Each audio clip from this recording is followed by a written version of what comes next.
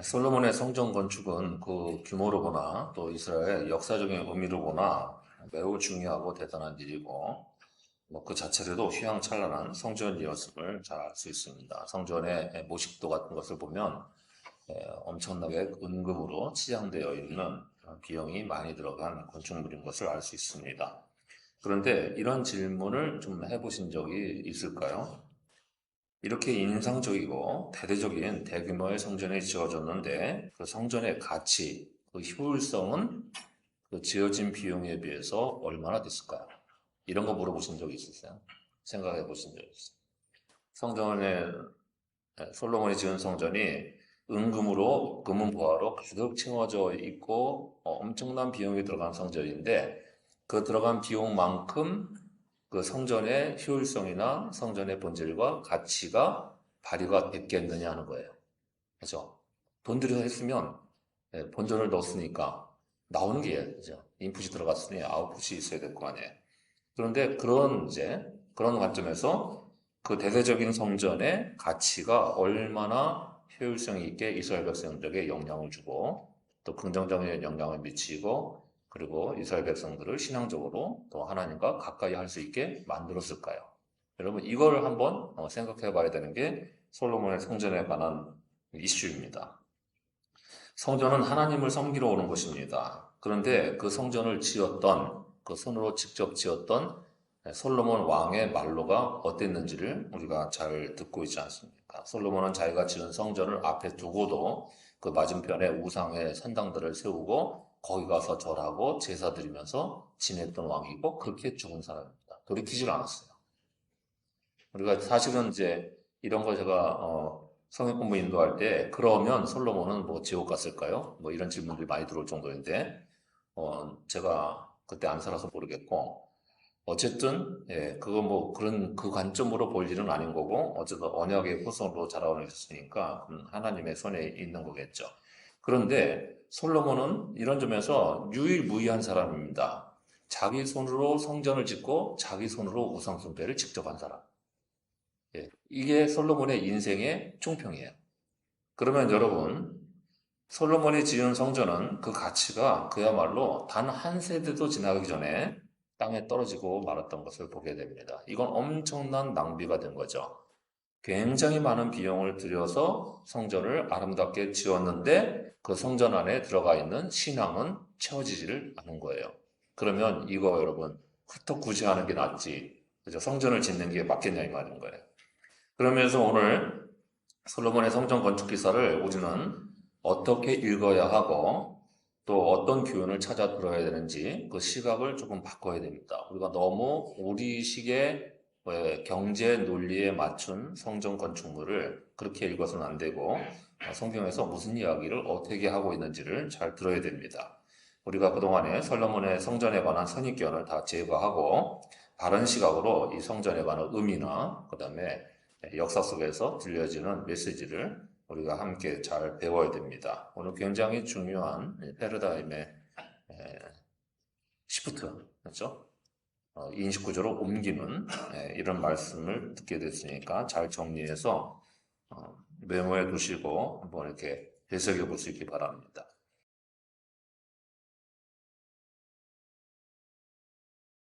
1절을 보시면 솔로몬은 다윗의 뒤를 이어서 즉위를 하게 됐는데요. 그 소식을 듣고 이제 옆에 있는 또 다른 나라인 이제 두로왕 히람이 사절단을 보내서 나라 간의 이해를 표하게 됩니다. 그러자 2절에서 4절까지 솔로몬은 그 답신을 보내는 과정에서 레바논의 백향목이 굉장히 성전 건축재료로 합당하니까 그와 필요한 돌들, 뭐 자재와 그다음에 인력 기술들을 좀 수입할 수 있게 해달라고 하는 협정 요청서를 보내고 그리고 그런 과정에서 이렇게 얘기를 합니다. 사방의 모든 전쟁을 내 선왕인 다윗 때에 하나님께서 정리해 주셔서 내가 이제 태평 성대를 맞이하게 됐으니 성전을 지을 수 있는 과정에 들어가게 됐다고 하는 이야기를 하는 거죠. 성전 건축은 다윗이 다스릴 동안 끊이지 않았던 전쟁이 끝남으로써만 가능하게 된 거예요. 전쟁하는 중에 성전을 지을 수가 없는 거죠. 그리고 이것은 여호수아의 가나안 정복 전쟁 이후에 그랬듯이 하나님이 자기를 섬기는 백성에게 주시는 평화의 시간이었습니다. 하나님이 자기와의 언약을 신실하게 지키고 섬겼던 다윗을 위해서 태평을 주셨다 그 말입니다.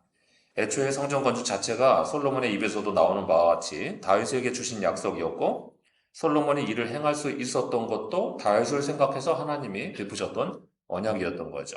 다윗이 그 손으로 성전을 짓기를 굉장히 사모했는데 하나님이 그에게 허락을 안 하신 것은 성전의 상징 자체가 평화의 전당이기 때문에 그렇기 때문에 다윗이 수많은 전쟁을 통해서 피를 흘렸던 그 손에 피를 묻힌 채로는 성전을 짓는 게 합당하지 않아서 그건 아들에게 보내준다고 이렇게 약속을 했는데 어쨌든 준비할 수 있는 시간과 과정과 이런 언약들을 하나님이 다 다윗을 통해서 허락해 주신 거죠. 따라서 솔로몬이 성전을 건축할 수 있도록 태평이 주어진 것은 하나님과의 언약을 신실하게 지켰던 다윗을 생각해서 하나님이 주신 시간이었던 것을 알게 됩니다. 솔로몬의 성전 건축의 기반과 모든 약속과 또 그 모든 시행 과정이 결국은 다윗이 언약을 신실하게 지켰기 때문에 하나님이 그 언약의 신실함에 대한 은총으로 그 아들 때에 물려준 것이라는 것을 우리는 생각을 해야 됩니다. 솔로몬의 성전 건축은 다윗의 언약의 복이 승계되어서 가능하게 되었다는 점을 우리가 제일 먼저 생각을 해야 됩니다. 솔로몬의 치적으로 가장 으뜸으로 꼽을 수 있는 게 바로 성전 건축인데요. 이 성전이 뭐 하는 자리입니까? 이스라엘 백성과 하나님이 긴밀하게 결속이 되어 있다는 그런 표시의 자리잖아요. 성전은 자기 하나님과 백성이 언약으로 결부되어 있고 하나로 묶여 있다는 것을 드러내주는 장소라는 말입니다. 그래서 성전 건축에서 제일 중요한 점은 성전을 짓는 일 자체나 또는 성전의 아름다움이나 화려함보다 성전을 통해서 언약을 지키는 일이 제일 중요한 것입니다. 그 성전을 생각할 때 다윗이 하나님 앞에서 언약에 신실했기 때문에 성전을 지을 수 있는 기반이 마련된 것은 오늘날 우리가 성전의 의미가 뭔가를 잘 알게 되는 거죠. 우리가 그 본질을 중요하게 생각해야 됩니다. 왜냐하면 성전은 이 언약이 지켜질 때만 효용성이 있기 때문입니다. 아무리 크고 위대한 성전을 지어도 그 안에 하나님과의 관계성에 대한 신앙이 담겨 있지 않으면 그 성전은 가치가 전혀 없는 거죠. 그 안에서 하나님을 경배하며 신실하게 하나님만을 따르겠다고 하는 그 신앙 고백이 살아있지 않으면 여러분 그 성전은 아무리 비용이 많이 들어가도 쓸모가 없게 되는 것입니다. 언약을 지키지 않는 사람은 그 성전에 들어올 자격조차 얻지 못하게 되고요. 그러면 하나님과 연결된 장소에 들어오지 못하니까 하나님과의 연결이 끊겨지게 되는 거예요. 결국 그래서 이스라엘이 망하게 되는 거죠. 그 성전은 그곳에 합당한 언약 신앙을 지닌 자에게만 그 언약을 지키는 자에게만 효력이 있는 것이고 그것이 있을 때에 그 후손에게 언약의 은총도 승계된다는 거예요. 결국 솔로몬은 다윗이 지켰던 언약 때문에 그 언약의 은총을 승계받은 것입니다. 하나님이 다윗을 남달리 사랑해 주셔서 그 다윗이 하나님에 대한 관계가 언약에 합당하게 신실한 것이기 때문에 하나님은 다윗의 얼굴을 봐주셔서 솔로몬에게 평화와 또 성전 건축의 기반을 마련해 주신 것입니다. 그러니까 우리는 이런 관계를 통해서 부모가 지닌 언약 신앙이 그 후손들에게, 자녀들에게 그대로 승계되는 것을 배울 줄을 알아야 됩니다. 하나님이 이렇게 언약을 통해서 그 자녀에게까지 은총을 베푸는 것을 우리는 알아야 되는 거죠. 특별한 하나님의 약속이 아니더라도 부모의 경건과 신실함에는 그 자손에게 물려지는 영향력이 있을 수밖에 없어요. 그렇죠? 일반적이라면, 그죠? 자녀가 부모에게 순종하는 자녀라면 그 부모의 언약 신앙은 그대로 자녀에게 경건성을 영향을 미치죠. 그러겠죠. 그럴 수 있는 상황에서 하나님이 다윗에게 특별한 약속을 주셨기 때문에 솔로몬이 그래도 초기에는 이렇게 성전 건축을 하고 그 앞에 신앙을 지킬 수가 있었던 것입니다. 따라서 우리는 늘 부모의 신앙적인 신실함에 자녀와 후손에게 하나님의 기본적인 언약의 은총이 승계된다는 점을 잊지 말아야 됩니다. 성전은 언약의 승계 사건인 거예요. 그렇게 주어진 거예요. 우리가 만일 자녀의 입장이라면 부모의 신앙의 은총을 승계하게 된 것에 감사를 해야 됩니다. 모태신앙이거나 어렸을 때 신앙생활을 하게 됐다면 부모님이 내게 신앙을 물려준 거에 대해서 굉장히 감사하는 마음이 있어야 돼요. 여러분, 부모들은 다 항상 자녀들에게 뭔가를 물려주잖아요. 예? 그런데 그 중에 신앙을 물려준 것을 굉장히 귀하게 생각을 하실 줄 알아야 됩니다. 또 부모 된 사람들은 그 자녀를 생각해서 자신이 하나님과의 관계에서 신실한 신앙생활을 통해서 그 모습을, 그것도 언약의 은총을 자녀에게 물려줄 생각을 해야 되는 게 마땅하겠죠. 이런 원리를 기억해서 우리 모두 자녀에게 신실한 신앙의 은총을 물려줄 수 있는 그런 가정이 되기를 바라고, 신앙적으로 꼭 육신적인 부모 자녀 관계만이 아니고 영적으로도 부모 자녀의 관계가 교회 안에 있을 수 있기 때문에, 그런 점에서 내가 길러놓은 뭐 1대1 우리가 했는데 1대1 양육을 시켰던 사람과 받았던 사람은 영적으로 이제 선생과 학생 신분만이 아니라 영적으로 부모의 역할을 해주고 자녀의 역할로 배우기도 하는 거니까, 이런 점에서도 모두 이런 은총을 물려줄 수 있는 사람이 되는 것이 성전을 생각할 때 정말 중요하게 생각해야 될 첫 번째 교훈이기도 합니다. 이제 솔로몬의 성전 건축에는 또한 어떤 의미도 담겨 있는지도 보시죠.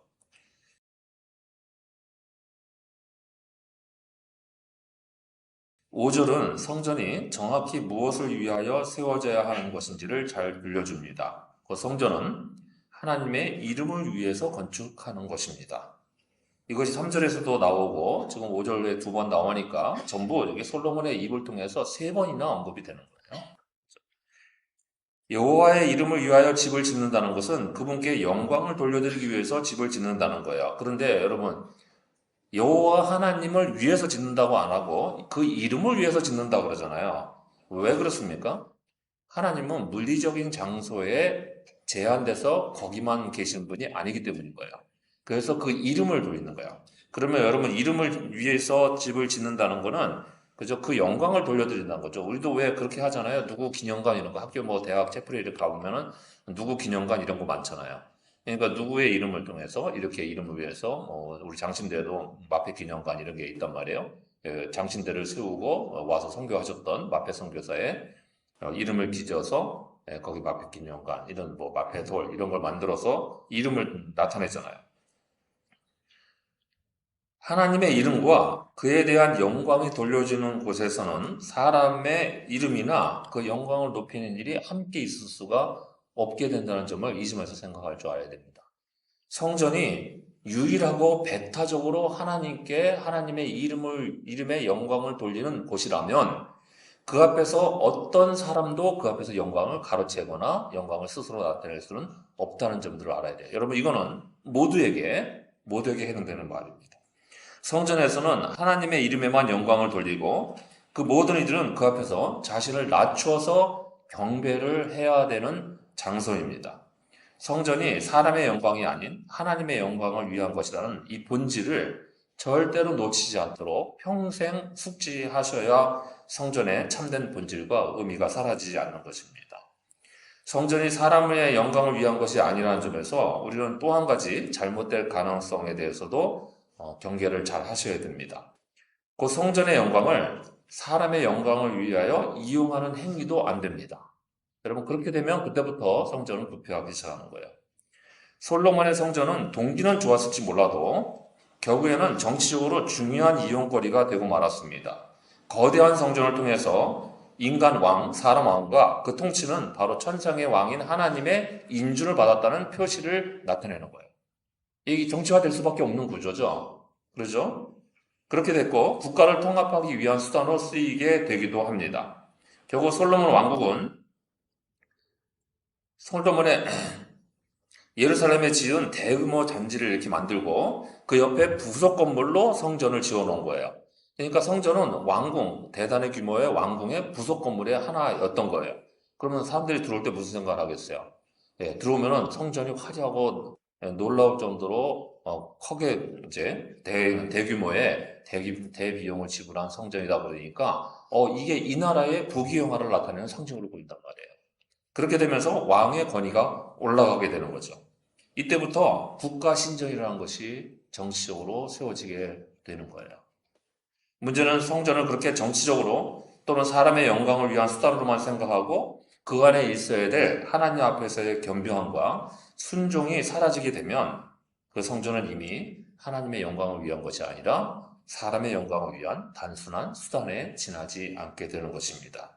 그래서 이런 성전 건축이 완성되자마자 하나님은 솔로몬에게 꿈에 나타나셔서 경고성 메시지를 주십니다. 이 장면을 여러분, 이게 뒤에 있는 9장의 내용인데요. 이게 지금 어떤 장면에서 주어진 말씀이냐면 솔로몬이 화려한 성전을 짓고요. 엄청난, 그죠? 봉헌식을 막 마치고 난 직후입니다. 하나님이 이 성전을 지으려는 솔로몬의 마음의 동기의 일부는 하나님이 기특하게 받으시면서도 나머지 문제는 우려가 섞여서 성전을 짓자마자 일어날 염려를 경고성으로 들려주는 말씀이 있는데 그게 9장에 있는 말씀이에요. 그래서 우리가 한번 좀 보셔야 돼요. 슬라이드를 좀.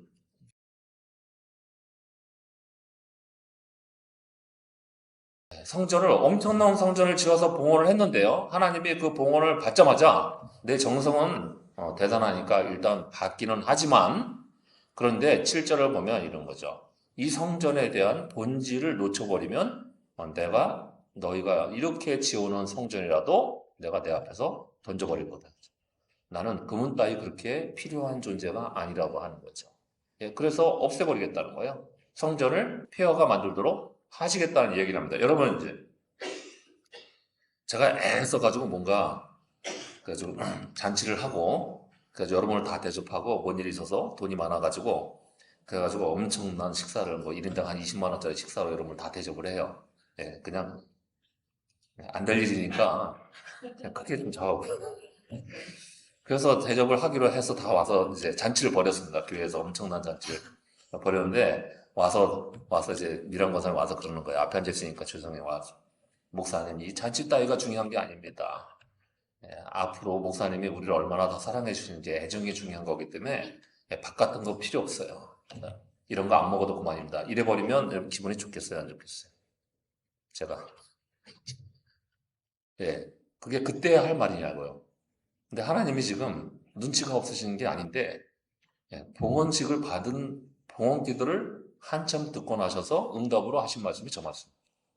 걱정스러웠던 거죠. 예, 미란 권사님이 저한테 그렇게 말씀하신다는 건 무슨 얘기예요? 평소 제 행색이 못마땅한 거잖아요.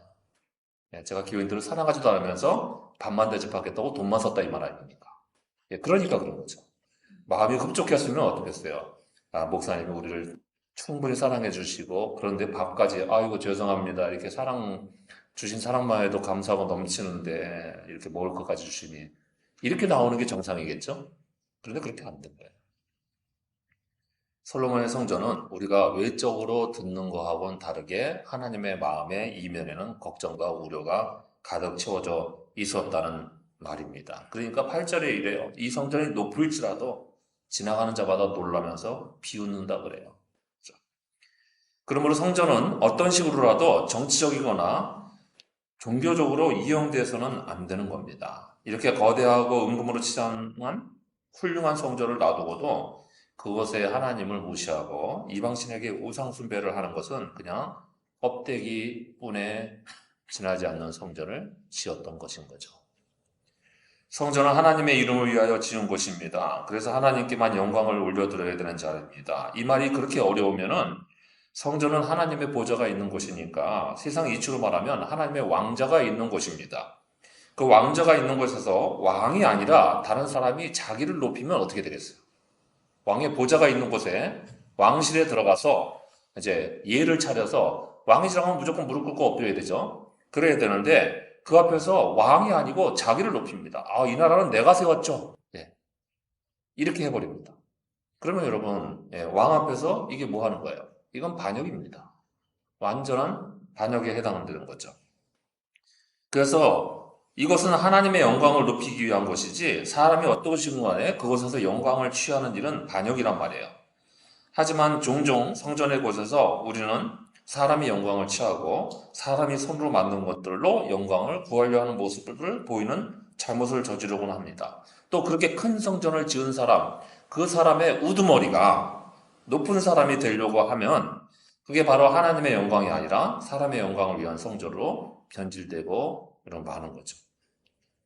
그러니 우리는 성전에 나와서 하나님의 영광을 높이는 자세와 삶을 지녀야만 됩니다. 그리고 자기를 낮추려고 해야 돼요. 무엇이든지 내면이든 외면이든 간에 낮추려고 해야 됩니다. 우리는 그 앞에서 모두 자신을 낮추어서 겸손히 무릎을 꿇고 경배하는 일에 오로지 전심을 다해야 되는 것입니다.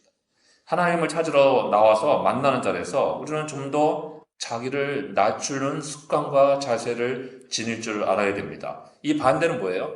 예배 시간을 경히 여기고 쉽게 빼먹고 그나마 예배 드리고 있는 중에도 집중하지 못하고 또 스마트폰을 만지고 이런 경우 제가 왜 스마트폰 만지는 거를 엄히 경계를 합니까? 이게 스마트폰을 만지는 이유는 왕 대신 하나님 앞에서 왕의 존재를 아예 의식을 못하는 거예요. 하나님의 안중에 없는 사람인 거죠. 그러니까 하나님의 안중에 없는 사람은 여러분 반역자잖아요. 예, 그 반역자를 위해서 기도해달라고 할 때 목회자가 반역자를 위해서 기도할 수는 없단 말이에요. 이런 문제가 딜레마가 발생하기 때문에 여러분 그래서 스마트폰 전문 우리 청년들 세대가 이제 스마트폰에 익숙하게 되니까 예배 시간에 아무 생각 없이 스마트폰 만지게 되면 여러분 반역을 저지르는 중이다라는 생각을 하실 줄을 알아야 돼요. 그러고서는 자기 인생에 평안을 얻을 수 있는 시간을 기도할 수는 없잖아요. 너무 염치가 없잖아요. 그죠? 그러니까 여러분 성전이 사람이 아니라 하나님의 영광을 위한 것임을 기억해서 항상 하나님께만 영광을 올려드릴 자세를 흐트러뜨리지 말아야 됩니다. 스마트폰 안 만지는 거 자기를 낮추는 거죠. 예배 시간에 다른 일을 하지 아니하고 집중하는 거 자기를 낮추는 거예요. 왜냐하면 지금 최대한의 정성과 최대한의 마음에 애정을 담고 하나님만을 찬양해야 되잖아요. 예배 시간에 왜 찬양을 우리가 불러요? 왜 기도를 드리고요? 그 찬양이 하나님만을 높여드려야 되기 때문에 높여드리니까 하는 거잖아요. 그래서 우리가 그렇게 하는데 그 시간에 우리의 내면도 준비가 안 되면 외면은 뭐 외적으로 하는 행동은 말할 것도 없고 내 내면도 준비가 안 되어 있으면 여러분 우리가 결코 하나님 앞에서 겸손한 자세를 취하는 것과는 거리가 멀 수밖에 없지 않습니까? 예, 예배 제대로 똑바로 안 드리고 하나님 앞에 건강 주세요. 그다음에 평안 주세요. 공급을 채워주세요. 어림도 없습니다. 예, 하나님이 사랑하는 자녀는 반드시 징계하실 거예요. 예, 여러분 이게 율법주의가 아닙니다. 교육시키려면 어쩔 수가 없어서 그렇게 하시는 거란 말이죠.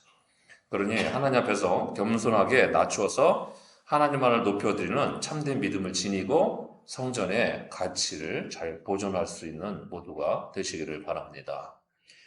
이제 솔로몬이 지은 성전 건축의 이면에는 또 어떤 문제가 있는지도 보시죠. 여러분이 잘 찾아 들으셔야 될 말씀이기도 합니다.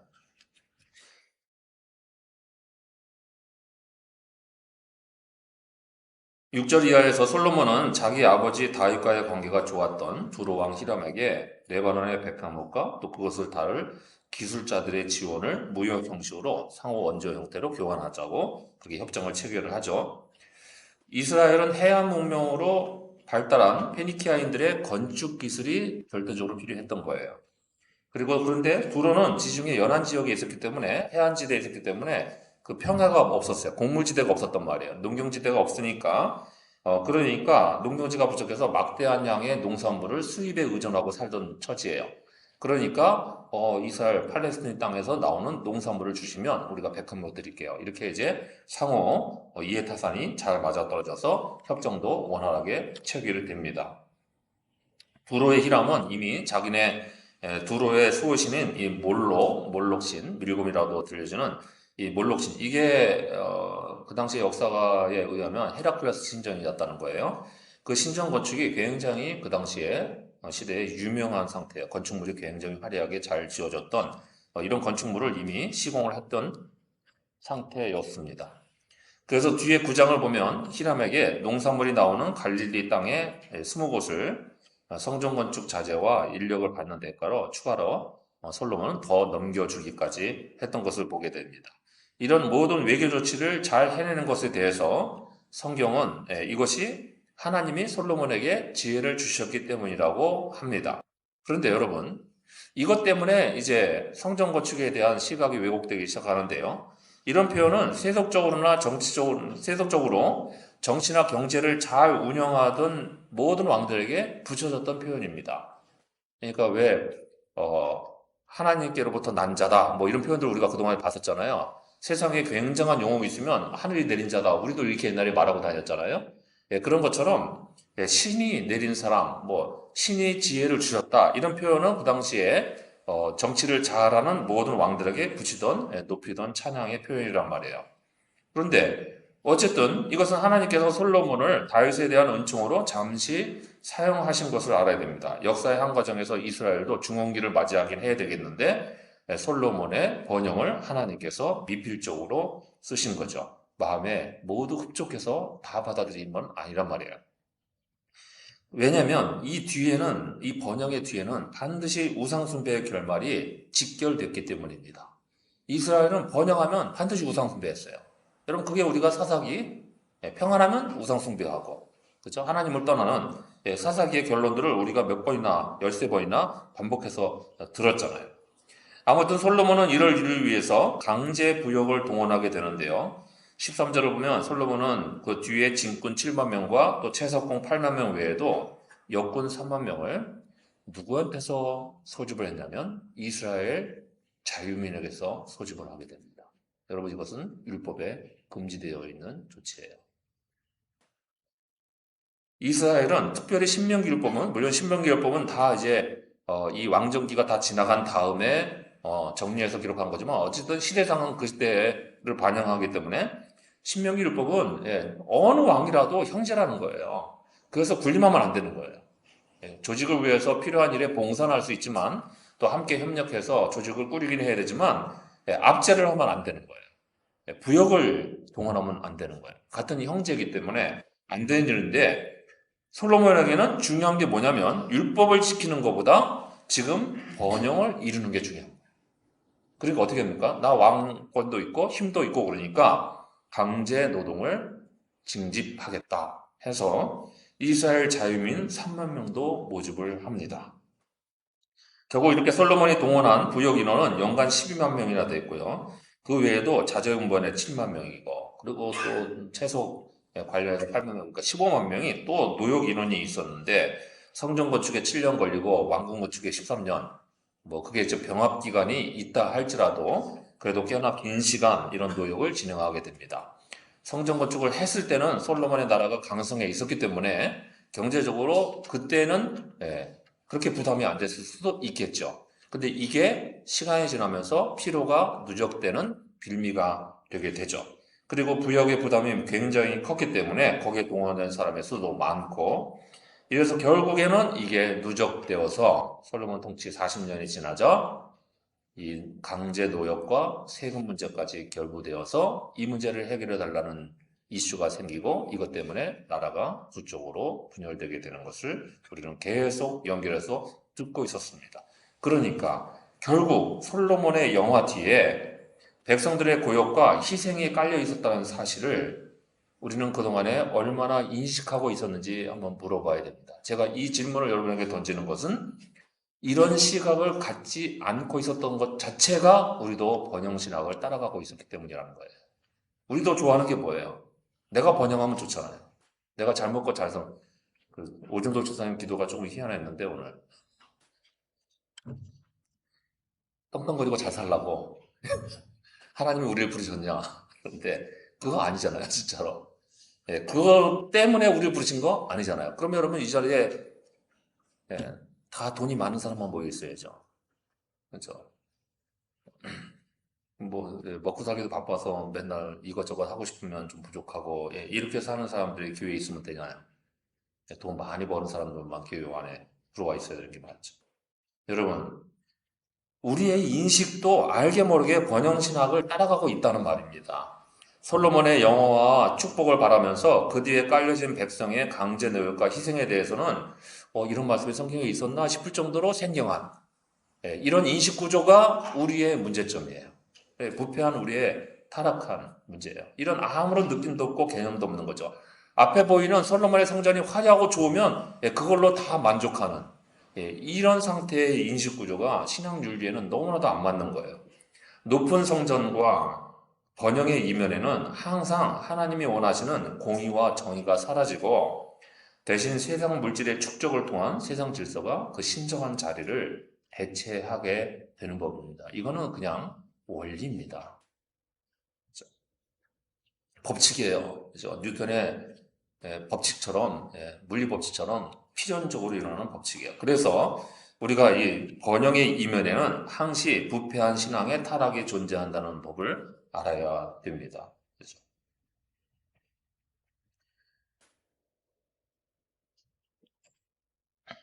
성전의 영광은 아무리 귀한 재료를 써서 높이더라도 그 안에 하나님에 대한 참다운 신앙의 공경이 없으면 아무 소용이 없게 됩니다.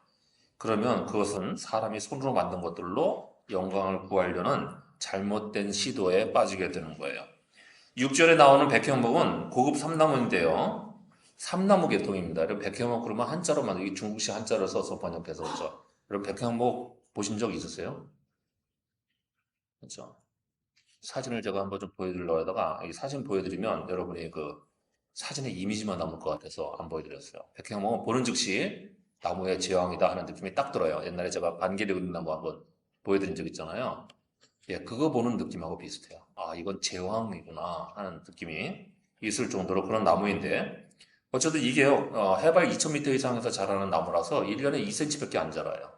그러니까 이게 건축물 재료가 되려고 그러면 엄청나게 수명이 길어야 되고요. 그리고 나무의 수명은 기본적으로 최소 3000년. 반개를 은행나무 800년 됐다 그러는데 우리 가가지고 그 어떤 연예인이 가가지고 그 앞에서 이렇게 합장을 하더라고요. 네, 인터뷰 보니까.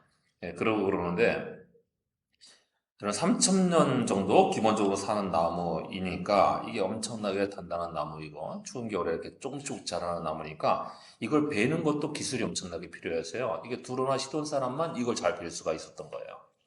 또 안 그래도 두로와 시돈은 항구 도시라서 옛날부터 항구 도시는 뭐가 발달합니까? 뭘 잘 만들어요? 배를 잘 만들잖아요. 그러니까 배가 건조 기술이 다 나무 잘라다가 범선 만드는 거니까 그런 점에서 나무를 베는 벌목 기술이 굉장히 발달해 있던 나라이죠. 솔로몬이 이렇게 엄청나고 비싸고 귀하고 또 향기도 잘 나요, 나무에서요. 그런 이런 제목으로 성전을 지으려는 것은 적어도 하나님의 영광을 높이려는 심산으로 시작한 거죠.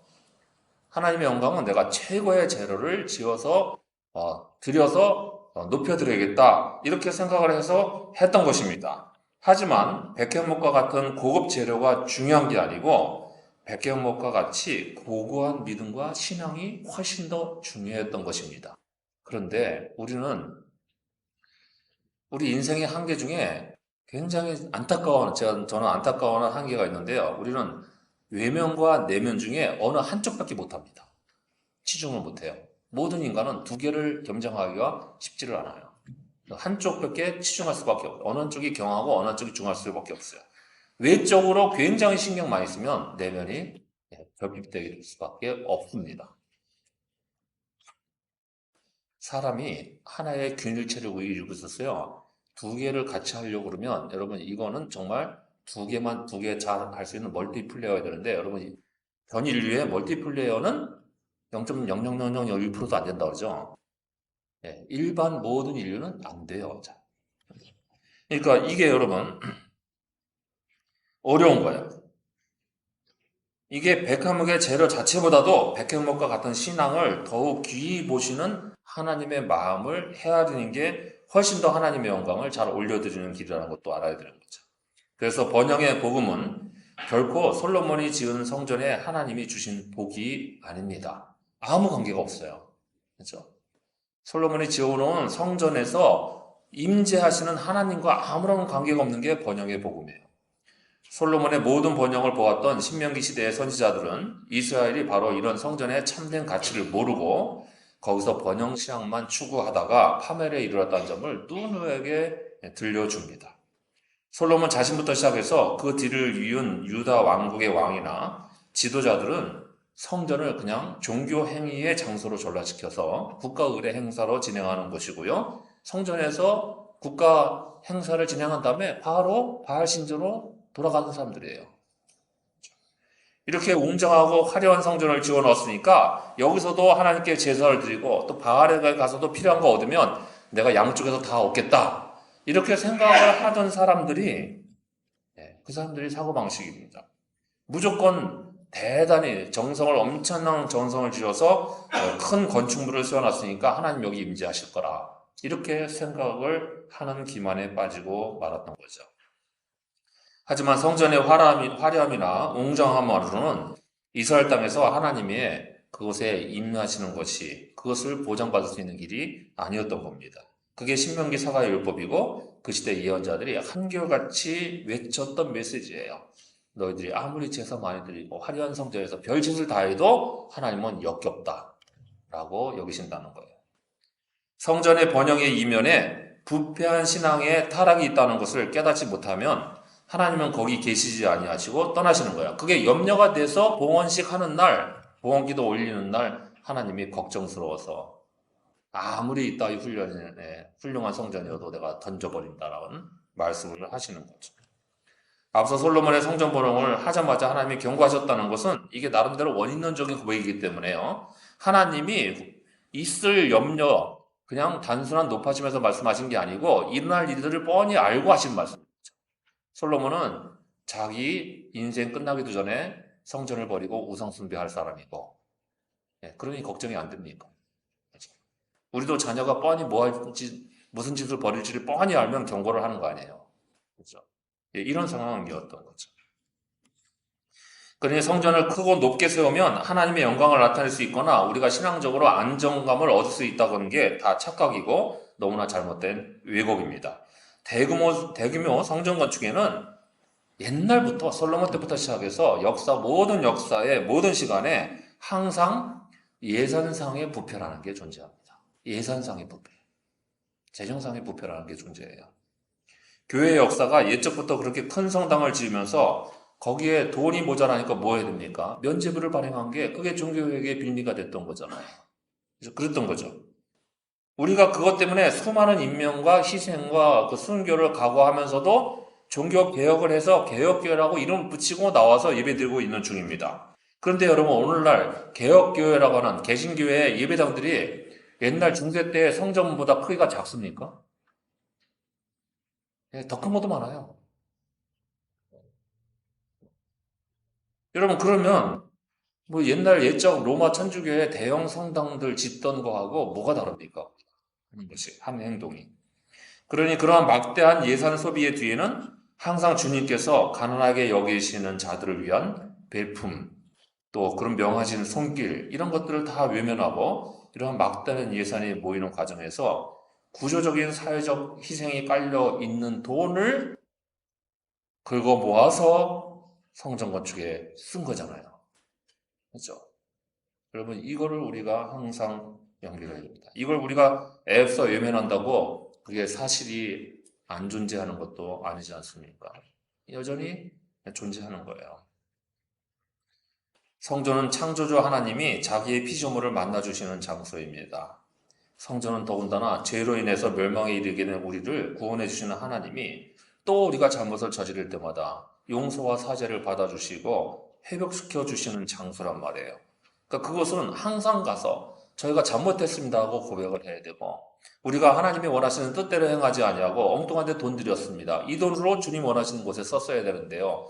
라고 회개 기도해야 되는 곳이 성전입니다. 그곳은 거룩하고 높으신 하나님이 우리와 함께 해주시는 장소이고 그래서 가장 높은 영광만을 올려드려야 하는 그런 장소입니다. 그러니까 참된 성전은 바로 우리의 마음속에 구축이 되어야 하는 게 맞고 그것도 하나님을 가장 높이 여기고 자기를 포함해서 그 외의 모든 다른 것은 낮출 줄 아는 겸손을 가득 채워야 할 곳이 성전입니다. 솔로몬의 손으로 지어진 성전을 하나님이 자기 임재의 자리로 삼으셨음에도 불구하고 결국 이방 세력의 손을 동원하셔서 파괴시켜 버리시는 하나님의 마음을 좀 헤아릴 줄 알아야 되는 거예요. 이스라엘 백성이 만날 수 있는 자리를 없애버리시는 하나님의 마음이 어떻겠어요? 자녀에게 내가 더 이상 내게 나가는 것이 역겨우니까 나는 내 얼굴을 못 보겠다. 그러니 내 집을 없애버리는. 이렇게 된 거죠. 이게 솔로몬의 성전이에요.